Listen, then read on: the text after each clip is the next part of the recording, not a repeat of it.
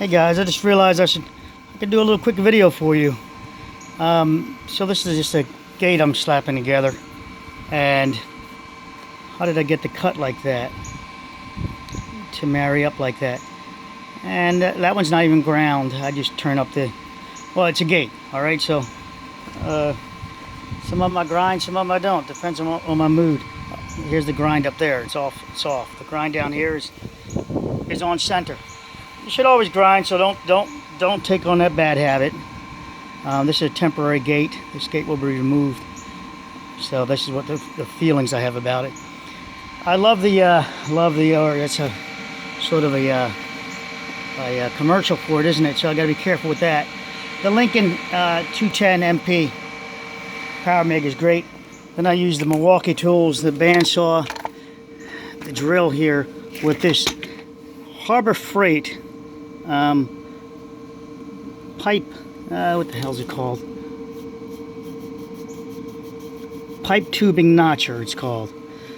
So you clamp it down real good. Just put a metal auger, a metal bit in there, and drill away.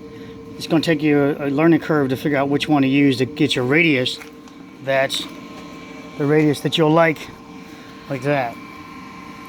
Now the other kicker is to get these to line up. To get them to line up where they don't twist. So you get one angle here, and on the other end you can get a different angle. So you're going to have to figure out how to do that. Now I use a couple of tools. One way is I notch this end, and then I line it up with the pipe below it and scribe it, if you will, for the pipe that's going to be below it. That means this pipe here. So that would be two ends perfect. Now I need to get them parallel from each other. Parallel from each other. Sorry, let me smooth that strap around. So in a larger pipe, and if you can keep this clamped in one position, you'd be great. You can use this guy but it's got a margin of error, you know, when you're trying to make it plumb. So it seems like a nice idea, but it can be off just a bit and you'll be doing some filler. Now I still do filling. I don't nail this every time out. So what do? Well, I clamp them together, and so my mistake is magnified on the one end equally. It's equally magnified. It's equal rather. It's not twisting the pipe. So clamp the two pipes together with a clamp after you do the notching down here. And then on the other end, you can measure up 90 degrees, mark 90 degrees on here. Sometimes you can find the seam in the pipe right here. There's a seam.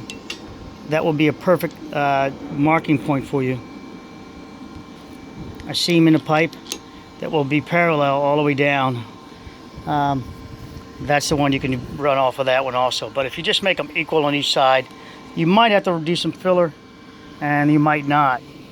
Neither end I just need a filler. One I screwed up on. It was one on one end, so I've got 3 out of 4, 75%. So don't get too crazy about it. Don't get too upset. But you will twist your pipe if you do try to marry it no matter what. If you're like, oh no, I'm going to marry it. No, you have to make sure your gate's not twisted. So you make sure this is hitting this square, and not because you're trying to force it to work. And then I just measure from here down. 40. This one's 48 3/8, what we need it.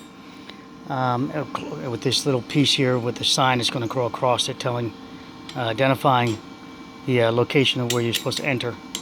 And this is inside another gated area. All right, so just wanted to give that to you. Take care, guys. Oh, grab scrap pipe whenever you can. This pipe's been recycled so many times now.